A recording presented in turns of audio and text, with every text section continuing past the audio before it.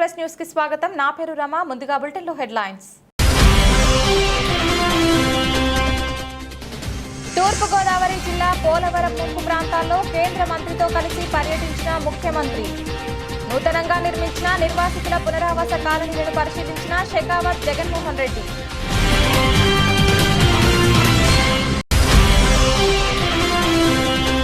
నెల్లూరు జిల్లా కోట గ్రామంలోని శ్రీ శ్రీ కోటమ్మ తల్లి దేవస్థానంలో శ్రీ షిరిడి సాయి అక్షయ సేవా సమితి సమక్షంలో ప్రతి శుక్రవారం నిర్వహిస్తున్న అన్నప్రసాద వితరణ కార్యక్రమానికి దాతల నుంచి పెరుగుతున్న ఆదరణ.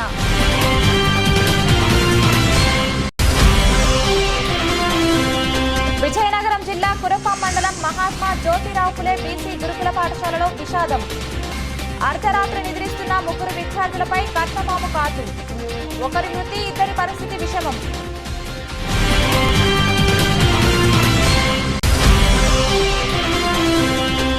రాష్ట్రంలో అన్ని ప్రాంతాలు అభివృద్ధి చెందాలని జగన్ ప్రభుత్వ లక్ష్యమన్న అనకాపల్లి ఎమ్మెల్యే గుడివాడ. ఉత్తరాంధ్ర ప్రజలపై బాబు లోకేష్లకు ఎందుకంత ద్వేషమని ప్రశ్నించిన అమర్నాథ్.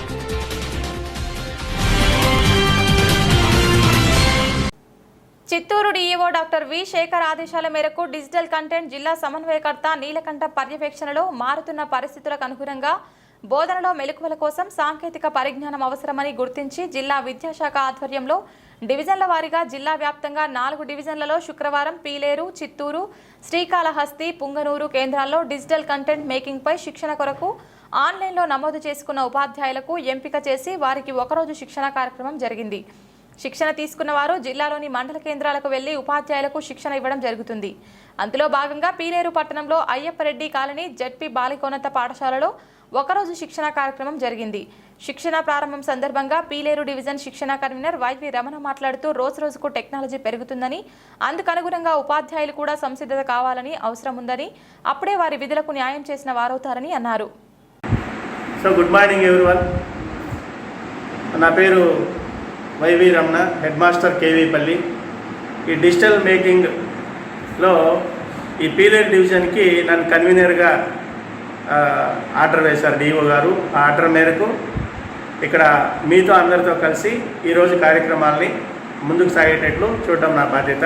అలాగే మీరు మన జిల్లాలోనే మొట్టమొదటిసారిగా ప్రారంభించినటువంటి ఈ డిజిటల్ కంటెంట్ గురు అంటే డిజిటల్ కంటెంట్ మేకింగ్, దీని మీద మనం సొంతంగా తెచ్చుకున్నటువంటి laptops, tabs, mobile or system దేని మీదైనా కానీ మనకు మన వాళ్ళకి ఎక్కువగా బాధపడే కీళ్ళ నొప్పుల గురించి doctor GVS Ravibabu, orthopaedic surgeon, చాలా మందికి ముఖ్యంగా క్రీడాకారులకు తెలియని మూగ గాయాలు, వాహనాలు నడిపి ప్రమాదాలకు గురైన వ్యక్తులు, వారి యొక్క ఎముకలు మరియు కండరాలు సరిగా పనిచేయకపోవడంతో వారు మాకు ఏమైపోయిందో అని మానసికంగా ఆవేదనకు గురవుతుంటారు.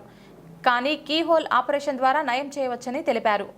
వల్ల దీన్ని రొటేటర్ కఫ్ అంటారు. సూప్రాస్పైనటస్, ఇన్ఫ్రాస్పైనటస్ అని 4 మజిల్స్ ఉంటాయి. ఆ మజిల్స్తో ఈ కేబుల్ లాగా వచ్చి ఈ మన షోల్డర్ జాయింట్లో ఈ మూమెంట్కి పైకి, కిందికి, వెనక్కి, ముందరికి వెళ్ళడానికి ఈ కఫ్ అనేది కేబుల్ చాలా అవసరం. సో చాలామందికి ఇంతవరకే వస్తుంది, రావట్లేదు, పైకి రావట్లేదు, కొంతమందికి జిబ్బా వేసుకోవడానికి రావట్లేదు, కింద పడిన తర్వాత ఏముందిలే ఓల్డ్ ఏజ్ అనుకుంటారు. బట్ ఈ టెండన్ అనేది కట్ అయిపోతుంది. అది మనం ఎర్లీగా వస్తే దీన్ని కీ హోల్ ఆపరేషన్ ద్వారా నీట్గా రిపేర్ చేయొచ్చు. రిపేర్ చేస్తే ఆటోమేటిక్గా చాలామంది చేసాము. చాలామంది హ్యాపీగా 10 degrees కూడా లేని వాళ్ళకి 120 degrees, 180 degrees వరకు వచ్చింది. సో ఈ తర్వాత కొంతమంది స్పోర్ట్స్ ఇంజరీస్లో ఈ ఏసీ లిగమెంట్స్, సిసి లిగమెంట్స్ అని ఉంటాయి. ఈ జాయింట్ కింద పడడం వల్ల కొంచెం పైకి వెళ్ళిపోతుంది. సో దాన్ని కూడా కీ హోల్ పద్ధతి ద్వారా మనం దాన్ని కూర్చోబెట్టేసి చిన్న ఇంప్లాంట్స్ వస్తాయి. పోలవరం ప్రాజెక్టు నిర్వాసితుల పునరావాసంలో భాగంగా ఇందుకూరు 1లో ముఖ్యమంత్రి జగన్మోహన్ రెడ్డి కేంద్ర జలవనరుల శాఖ మంత్రి గజేంద్ర సింగ్ షెకావత్తో కలిసి పర్యటించారు. ఈ సందర్భంగా సీఎం జగన్మోహన్ రెడ్డి మాట్లాడుతూ కేంద్రం సహకారంతో పునరావాస పనులను త్వరితగతిన పూర్తి చేస్తామని, ఇందుకూరు 1లో సుమారుగా 350 ఇండ్లు పూర్తి అయినవని, వాటిలోకి నిర్వాసితులు వచ్చారని అన్నారు. మిగిలిన పనులను కూడా వెంటనే పూర్తి చేయాలని అధికారులను ఆదేశించారు. ఈ కార్యక్రమంలో రాష్ట్ర మంత్రులు చెల్లిపోయిన వేణుగోపాల్ కృష్ణ, కురసాల కన్నబాబు, అనిల్ కుమార్ యాదవ్, జిల్లా collector Harikiran, Araku MP Koddeti Madhavi, Rampachodavaram MLA Nagulapalli Dhanalakshmi, MLC Anantha Satya Uday, Bhaskar, ZP chairman Venugopalarao, Anaparthi MLA Satti Suryanarayana Reddy, Jaggampeta MLA Chetula Chantibabu మరియు స్థానిక రంపచోడవరం ఐటీడీఏ ప్రాజెక్టు అధికారి ప్రవీణ్ ఆదిత్య, సబ్ కలెక్టర్ కట్టా సింహాచలం తదితరులు పాల్గొన్నారు. आदरणीय मुख्यमंत्री ji, people sitting on the dais और इस परिसर में उपस्थित देवियों सज्जनों, I cannot speak in Telugu, so I think it will be hard to understand for all of you. So better you translate. May I speak in English or Hindi? Whatever language it is. Okay? Hindi is better. In Hindi is okay. It's okay. అందరికీ నమస్కారం చెప్పారు. ఈ కాలనీకి వచ్చినందుకు సంతోషం అని చెప్పి మన మంత్రివర్యులు చెప్పడం జరిగింది. मैंने ये कॉलोनी देखा है and I must congratulate CM Jagan Mohan Garu for constructing beautiful facilities here. నేను కాలనీకి వచ్చి చూశాను, చాలా మంచి వసతులు ఉన్నాయి. నాకు చాలా సంతోషంగా ఉంది మన ముఖ్యమంత్రి జగన్మోహన్ రెడ్డి గారు బాగా ఈ కాలనీ కట్టించినందుకు అని. स्टिल अभी भी यहाँ पे कुछ इम्प्रूवमेंट की गुंजाइश है, जैसा अभी जो बहन आई थी वो बता रही थी. हमने अभी बातचीत किया है, कुछ और विषयों पर भी बातचीत किया है. जो एडमिनिस्ट्रेशन के लोग ये कॉलोनीज कंस्ट्रक्ट कर रहे हैं, मुझे लगता है कि उनको क्वालिटी पर और ज़्यादा ध्यान देने की ज़रूरत है. जो हाउसेज कंस्ट्रक्ट करते हैं उनको कॉलोनी उनकी जो है क्वालिटी को और बेटर बनाएं और सस्टेनेबल बनाएं. और मैंने सीएम गारू को अभी कहा है कि यहाँ ఈరోజు ఎందుకూరు R&R కాలనీలో దాదాపుగా 350 దగ్గర ఇళ్ళకు సంబంధించిన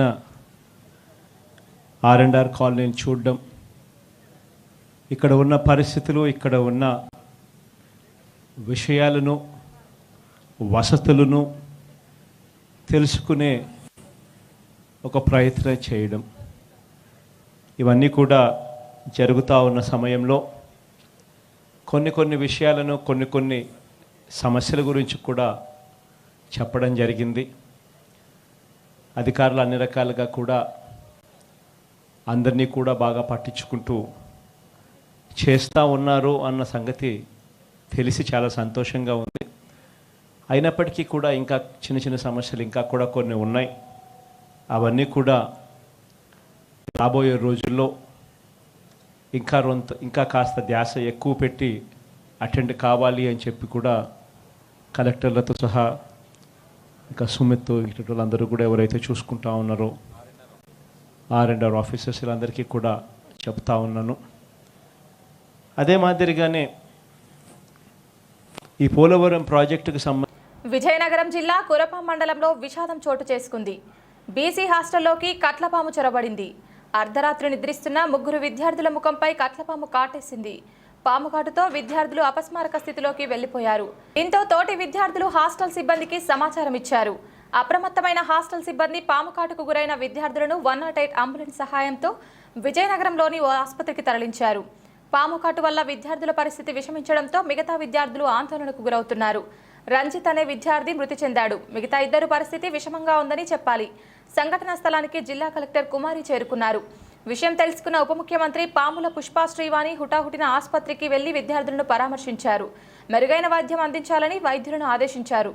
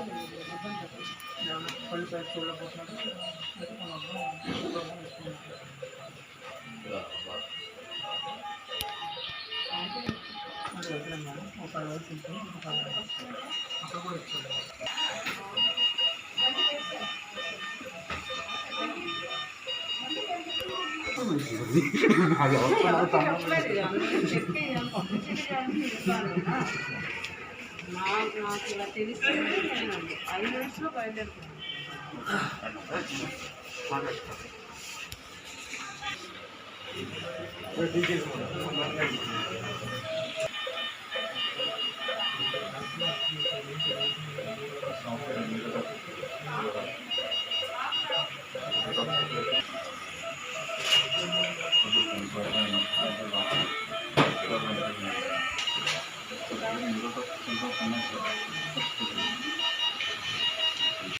ఉత్తరాంధ్ర పట్ల తండ్రి కొడుకులు చంద్రబాబు లోకేష్లు కక్ష కట్టారని విశాఖపట్నం రాజధాని కానీయకుండా అన్ని దారులు వెతుకుతున్నారని అనకాపల్లి ఎమ్మెల్యే గుడివాడ అమర్నాథ్ అన్నారు. విశాఖపట్నంలో ఎమ్మెల్యే గుడివాడ మీడియా సమావేశంలో ఆయన మాట్లాడుతూ విశాఖపట్నం అభివృద్ధి జరగడానికి దివంగత ముఖ్యమంత్రి వైఎస్ రాజశేఖర రెడ్డి కారణమని, మళ్లీ నగరానికి మేలు చేయాలనే ఉద్దేశంతో ముందడుగు వేసింది జగన్మోహన్ రెడ్డి అమర్నాథ్ అన్నారు. అమరావతి భూముల అభివృద్ధిపై గతంలో చెప్పిన మాటకు కట్టుబడి ఉన్నాం. రాజధాని రైతులకు ఇవ్వాల్సిన ప్లాట్లు ఇస్తాం. దీనిపై వచ్చిన తీర్పు మాకేమీ ఆశ్చర్యాన్ని కలిగించడం లేదు. అయితే ఇదంతా జరగడానికి కుట్ర చేసిన చంద్రబాబు నాయుడును మాత్రం ఉత్తరాంధ్ర రాయలసీమ రాష్ట్ర ప్రజలు ఎప్పటికీ క్షమించరని పేర్కొన్నారు. రాష్ట్రంలో ఉన్నటువంటి అన్ని ప్రాంతాలు అభివృద్ధి చెందాలని, రాష్ట్రంలో ఉన్నటువంటి 13 జిల్లాల ప్రజలకి మేలు జరగాలి, రాష్ట్రంలో ఉన్నటువంటి అన్ని ప్రాంతాలు అభివృద్ధి చెందాలి. స్వతంత్రం వచ్చిన తర్వాత ఆంధ్ర రాష్ట్రం జరిగినటువంటి అనేక సందర్భాల్లో జరిగినటువంటి నష్టం మళ్ళీ కొత్తగా ఏర్పడినటువంటి ఈ ఆంధ్ర రాష్ట్రానికి జరగకూడదు. గతంలో ఒకసారి చెన్నై లాంటి నగరాన్ని కోల్పోయాం. తర్వాత జరిగినటువంటి రాష్ట్ర విభజనలో హైదరాబాద్ లాంటి ఒక మహానగరాన్ని కోల్పోయాం. మళ్ళీ ఒకే ప్రాంతంలో అభివృద్ధి అనేటువంటి జరిగితే, మళ్ళీ రేపొద్దున ఏదన్నా జరిగితే ఆ ప్రాంతం కూడా, ఆ రాష్ట్రం కూడా నష్టపోతుంది అన్నటువంటి ఉద్దేశంతో, అన్ని ప్రాంతాలని సమానంగా అభివృద్ధి చేయాలన్నటువంటి ఉద్దేశంతో ఒక నిర్ణయం తీసుకొని డీసెంట్రలైజేషన్ ఆఫ్ ది స్టేట్, రాష్ట్రంలో అన్ని ప్రాంతాలు అభివృద్ధి చెందాలనేటువంటి ఉద్దేశంతో ఒక నిర్ణయాన్ని తీసుకోవడం జరిగింది. అందులో భాగంగానే 3 రాజధానులని అంశాన్ని తీసుకొని వచ్చి దాని మీద బిల్లు ప్రవేశపెట్టి, అందులో విశాఖపట్నానికి ఎగ్జిక్యూటివ్ క్యాపిటల్గా, ఉన్నటువంటి అమరావతిని లెజిస్లేటివ్ క్యాపిటల్గా, కర్నూలుని జ్యుడిషియల్ క్యాపిటల్గా చేయాలని చెప్పి ఒక నిర్ణయం తీసుకోవడం జరిగింది. రాష్ట్రంలో ఇంటర్మీడియట్ ప్రథమ ద్వితీయ సంవత్సరం పరీక్షలను ఈ ఏడాది ఏప్రిల్ 22 నుండి మే 12 వరకు నిర్వహించనున్నట్లు రాష్ట్ర విద్యాశాఖ మంత్రి ఆదిమూలపు సురేష్ పేర్కొన్నారు. వచ్చే విద్యా సంవత్సరానికి సంబంధించి ఐఐటీలో అడ్మిషన్ల కోసం ఢిల్లీకి చెందిన నేషనల్ టెస్టింగ్ ఏజెన్సీ జేఈఈ షెడ్యూల్ను ఖరారు చేసిన నేపథ్యంలో దానికి అనుగుణంగా రాష్ట్రంలో ఇంటర్మీడియట్ పరీక్షలను నిర్వహించేందుకు రివైజ్డ్ షెడ్యూల్ను జారీ చేసినట్లు మంత్రి తెలిపారు. నమస్కారం. ఇంటర్మీడియట్ ఎగ్జామినేషన్స్, పబ్లిక్ ఎగ్జామినేషన్స్ 2022కు సంబంధించి ఈరోజు ఈ యొక్క ఎగ్జామ్స్ మనం ఇదివరకే 8వ తారీఖు నుంచి ప్రారంభమవుతాయని చెప్పి చెప్పడం జరిగింది. దానికి సంబంధించినటువంటి టైం టేబుల్ కూడా మనం రిలీజ్ చేయడం జరిగింది. 8వ తారీఖు మొదలుపెట్టుకొని 28వ తారీఖు వరకు both first year examinations and second year examination morning evening alternate dates తోటి ఒక టైం టేబుల్ రిలీజ్ చేయడం జరిగింది. దాంతోపాటు కూడా మనం ప్రాక్టికల్ ఎగ్జామినేషన్స్ 11 మార్చ్ అని చెప్పడం జరిగింది.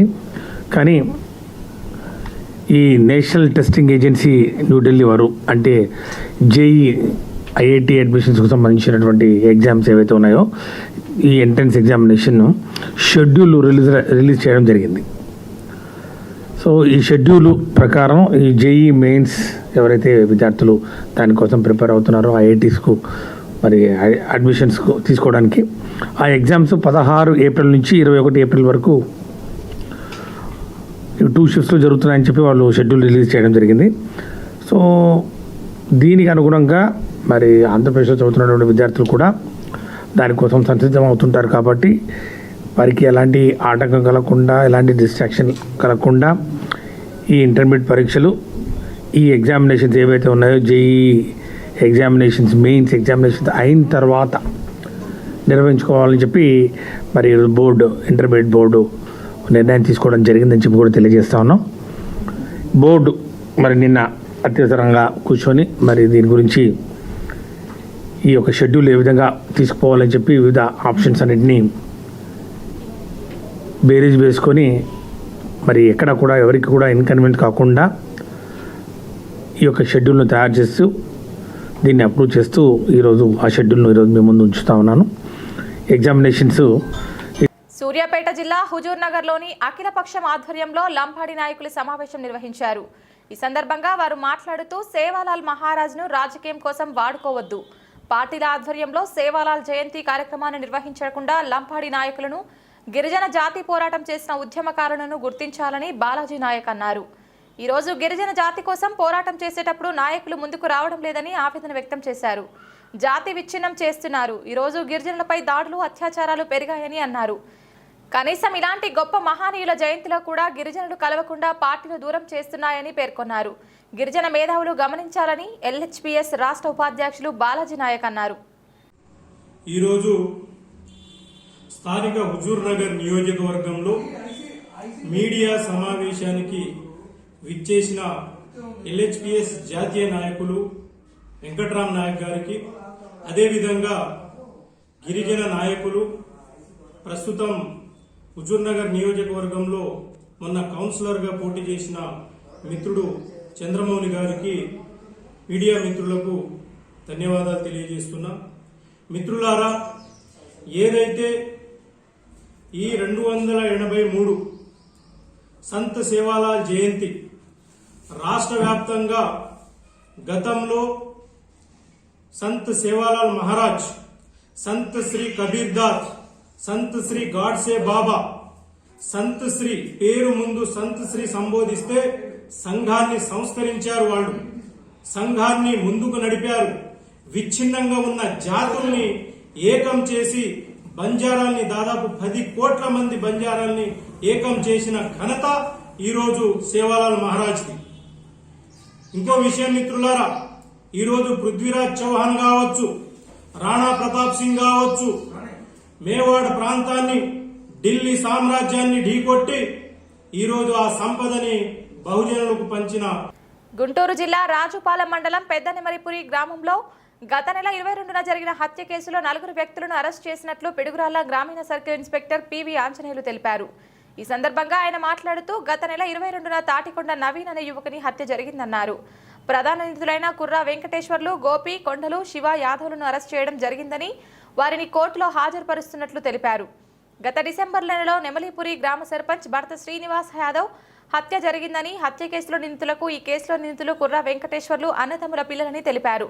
జైలులో ఉన్న నిందితులు గ్రామంలో ఆధిపత్యం కోసం జరిగిన హత్యల్లో భాగంగా నవీన్ హత్య జరిగిందని తెలిపారు. 4 వ్యక్తులను అరెస్ట్ చేసి రిమాండ్కు తరలిస్తున్నట్లు పేర్కొన్నారు. పోయిన నెల 22వ తారీఖున నెమలపురి గ్రామం రాజుపాలెం మండలంలో తాటికొండ నవీన్ అనేటువంటి కుర్రవాడిని హత్య చేయడం జరిగింది. ఆ హత్య కేసులో ప్రధాన నిందితులైనటువంటి 4 వ్యక్తుల్ని కుర్రా వెంకటేశ్వర్లు, గోపి, కొండలు, శివ యాదవ్ అనేటువంటి వ్యక్తుల్ని ఈరోజు అరెస్ట్ చేసి రిమాండ్కి పంపించడం జరిగింది. దీనికి పూర్వం అదే గ్రామంలో 8/12వ తేదీన నెమలపురి సర్పంచ్ యొక్క హస్బెండ్ అయినటువంటి శ్రీనివాస్ యాదవ్ అని ఆ విలేజ్కి చెందినటువంటి కుర్రా అంకమరాజు, నాగార్జున అండ్ కుర్రా వీరనారాయణ అనేటువంటి వాళ్ళు హత్య చేయడం జరిగింది. ఆ హత్యలో ఉన్నటువంటి వ్యక్తులకు ఈ కేసులో నిందితుడైనటువంటి కుర్రా వెంకటేశ్వర్లు అన్నదమ్ముల వరుస కింద ఉన్నాడు.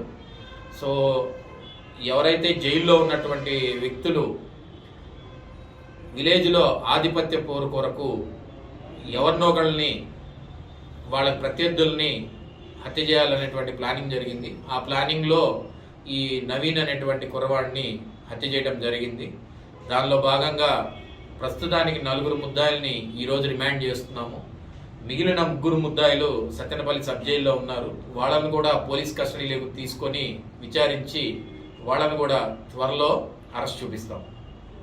పెద్దపల్లి జిల్లా అంతర్గం మండలం కుందనపల్లి గ్రామంలో ఎన్టీపీసీ యాజమాన్యం పునరావాసం కల్పించాలని నిరాహార దీక్ష చేస్తున్న దీక్షా శిబిరాన్ని బీజేపీ నాయకులు కుక్క గంగాప్రసాద్ సందర్శించారు.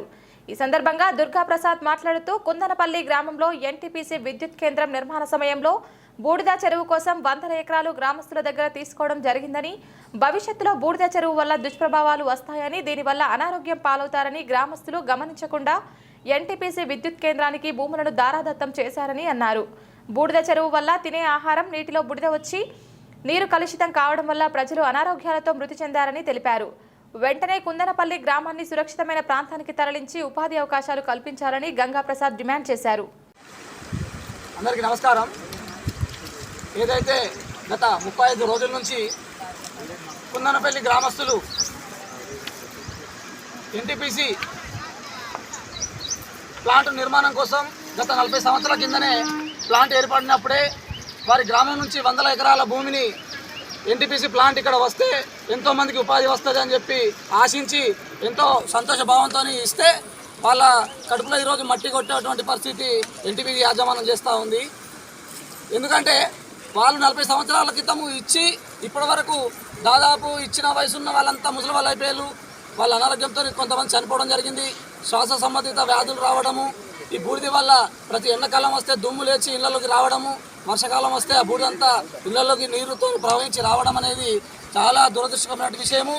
ఎన్నిసార్లు అధికారులు విన్నవించినా, ఎన్ని ఉద్యమాలు చేసినా కూడా అప్పటి మందమే శాశ్వతంగా పరిష్కారం చూపకుండా మాట్లాడి పంపిస్తున్నటువంటి అధికారులు ఈరోజు వీళ్ళు 34 రోజుల నుంచి తమ గ్రామంలో టెంట్ వేసి దీక్ష చేస్తూ ఉంటే కూడా పట్టించుకోకుండా ఈరోజు వాళ్ళు కడుపులు మండి ఈరోజు ఏదైతే ప్లాంట్ నడుస్తున్నటువంటి చోటుకు వచ్చి 35వ రోజు నాడు ఇక్కడ దీక్ష చేస్తూ ఉంటే కూడా పట్టించుకోకపోవడం అనేది చాలా బాధాకరమైన విషయము. వాళ్ళు ఏం అడుగుతున్నారు? రాజకీయం చేయట్లేదు, ఏం అడగట్లేదు. వాళ్ళు ఎన్టీపీసీ యాజమాన్యం అడుగుతున్నది ఒకటే, అయ్యా మా కడుపులు కాలుతున్నాయి, మాకు ఆరోగ్యాలు బాగుండట్లేదు, చాలామంది మా ఇళ్లలో చనిపోయినారు, మాకు ఉపాధి లేదు, ఏం లేదు, కనీసం ఇప్పటికైనా కానీ మేము అందరం వయసు మీరిపోయినాము, మా పిల్లల భవిష్యత్తునైనా దృష్టిలో పెట్టుకొని మా కాలనీ ఊరును ఇక్కడి తరలించి ఒక మంచి ప్రదేశంలో మాకు బతకడానికి ఇంత చోటు ఇచ్చి మాకు ఏదైనా పని కల్పించినట్టయితే మేము బతుకుతామని చెప్పి ఎన్టీపీసీకి ఇచ్చిన మా భూములను కోల్పోయినాం కాబట్టి మిమ్మల్ని అడుగుతున్నామని చెప్పి అడుగుతూ ఉంటే కూడా వాళ్ళు నిమ్మకు నీరెట్టినటువంటి అధికారులు ఎక్కడి నుంచో వచ్చి ఇక్కడ వీళ్ళ గ్రామంలోని భూములను తీసుకొని వాళ్ళు వీళ్ళపై అధికారం చెల్లాయిస్తూ మీకు ఏదో చిన్న చిన్న సాకులు చెప్పుతూ ఇది జరగని పని అమ్మా, ఇది జరగదు, ఇప్పుడు ఇది పై అధికారుల దృష్టికి తీసుకెళ్లాలని చెప్పి మభ్యపెట్టమనేది ఇది సమంజసమైన విషయం కాదు. ఇప్పటికైనా కూడా ఎన్టీపీసీ యాజమాన్యం స్పందించి వాళ్ళ ఇళ్లలోకి వెళ్ళి చూసి బూడిద వల్ల ఎంత నష్టపోతూ ఉన్నారు, ఈ బూడిద కట్ట వల్ల ఎంతమంది ఉద్యోగాలు లేకుండా తమ భూములు కోల్పోయి ఉన్నారో ఖచ్చితంగా తెలుసుకొని వివరాలు తెలుసుకొని వాళ్ళకు న్యాయం చేయాలని చెప్పి కోరుతా ఉన్నాము. అదే విషయంలో గతంలో ఎమ్మెల్యే గారు కానీ ఇంకా మిగతా ప్రజాప్రతినిధులు వచ్చి వీళ్ళందరికీ దీక్షకు సంఘీభావం తెలిపి కలెక్టర్ దృష్టికి తీసుకెళ్ళినా కూడా వాళ్ళు ఏమన్నారంటే 2 తారీఖు వరకు వేచి ఉండడమ్మా, మాకు సాయశక్తులమే కృషి చేసి 2 తారీఖు వరకు సమస్యను పరిష్కారం చేస్తామని చెప్పి ఈరోజు ఇక్కడ 3 తారీఖు అయినా కూడా వాళ్ళు సమస్యను పరిష్కారం చేయకపోవడంతో ఈరోజు 3వ రోజు ఖచ్చితంగా మేము మా కడుపు కాలి మేము ఊర్లో కూర్చుంటే అయ్యేటట్టు లేదు పని అని చెప్పి ఇక్కడ జరిగేటువంటి గ్యాస్ ప్లాంట్ దగ్గరకు వచ్చి పనులు ఆపి ఇక్కడ కూర్చున్నారు. వాళ్ళు కూడా ఎంతోమంది పనికి వెళ్ళే వాళ్ళు కూడా మహిళలు ఉన్నారు, వాళ్ళు కూడా పని పోగొట్టుకొని కూడా వచ్చి మా పిల్లల భవిష్యత్తు కోసం ఇక్కడ దీక్ష చేపడతామని చెప్పి దేనికైనా సిద్ధమని చెప్పి ఈరోజు 35వ రోజు వచ్చి ఇక్కడ కూర్చోవడం జరిగింది. ఖచ్చితంగా ఎన్టీపీసీ యాజమాన్యం వాళ్ళందరికీ న్యాయం చేసి వారికి మంచి ఒక వేరే స్థలంలో ఒక పునరావాసం కల్పించి వాళ్ళందరికీ ఉపాధి ఆంధ్రప్రదేశ్ రాష్ట్ర నూతన డీజీపీ కేవీ రాజేంద్రనాథ్ రెడ్డిని మర్యాదపూర్వకంగా కలిసిన గుంటూరు జిల్లా నరసరావుపేట పార్లమెంట్ సభ్యులు లావు శ్రీకృష్ణదేవరాయలు, ప్రభుత్వ విప్ మాచర్ల శాసనసభ్యులు పిన్నెల్లి రామకృష్ణారెడ్డి. ప్రజలకు అన్ని వేళలా అందుబాటులో ఉండి సమస్యల పరిష్కారానికి కృషి చేస్తానని నూతనంగా తహసీల్దార్గా బాధ్యతలు చేపట్టిన నాగరాజరావు అన్నారు. గుంటూరు జిల్లా రెంటచింతలలోని తహసీల్దార్ కార్యాలయంలో నూతనంగా బాధ్యతలు చేపట్టిన అనంతరం తహసీల్దార్ నాగరాజరావు మీడియాతో మాట్లాడారు. రైతులు, విద్యార్థులకు తనకు సంబంధించిన ఏవైనా సర్టిఫికెట్లు వెంటనే అంతే విధంగా చేస్తానన్నారు. ఎటువంటి సమస్యలైనా నేరుగా వచ్చి కలిసి సమస్యలను పరిష్కరించుకోవాలన్నారు. మండల పురోగాభివృద్ధికి ప్రజాప్రతినిధులు, పాత్రికేయులు, పురప్రముఖులు సహకరించాలన్నారు. అందరి సహాయ సహకారాలతో ప్రజా సంక్షేమ పథకాలు నిరుపేదలకు అందేలా శక్తి మేర కృషి చేస్తానన్నారు. ఈ కార్యక్రమంలో RI Rajasekhar, Nayak, J Rajarao, senior అసిస్టెంట్లు, విఆర్ఓలు బాలయ్య, పల్ల రామకృష్ణ, భాస్కర్ రావు, కుమారస్వామి, నాసర్ రెడ్డి, పాపారావు, సర్వేయర్లు, కార్యాలయం సిబ్బంది తదితరులు పాల్గొన్నారు.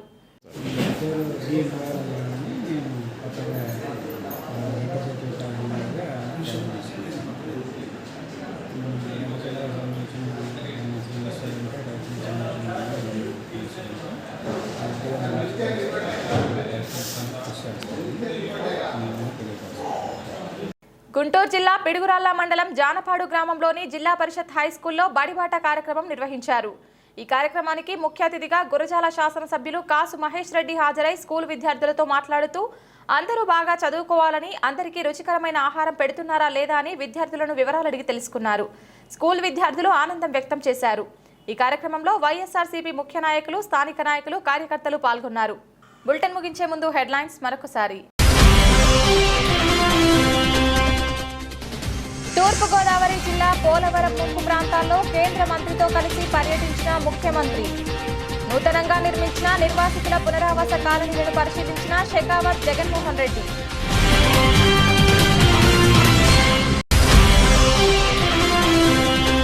నెల్లూరు జిల్లా కోట గ్రామంలోని శ్రీ శ్రీ కోటమ్మ తల్లి దేవస్థానంలో శ్రీ షిరిడి సాయి అక్షయ సేవా సమితి సమక్షంలో ప్రతి శుక్రవారం నిర్వహిస్తున్న అన్నప్రసాద వితరణ కార్యక్రమానికి దాతల నుంచి పెరుగుతున్న ఆదరణ.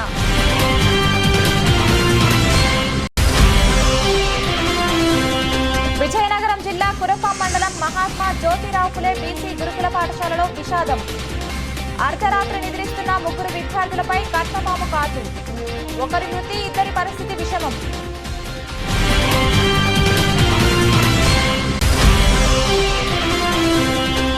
రాష్ట్రంలో అన్ని ప్రాంతాలు అభివృద్ధి చెందాలని జగన్ ప్రభుత్వ లక్ష్యమన్న అనకాపల్లి ఎమ్మెల్యే గుడివాడ. ఉత్తరాంధ్ర ప్రజలపై బాబు లోకేష్లకు ఎందుకంత ద్వేషమని ప్రశ్నించిన అమర్నాథ్. ఇది వాల్టి బులెటిన్. తిరిగి మరొక బులెటిన్లో మళ్ళీ కలుసుకుందాం. అంతవరకు సెలవు. నమస్కారం.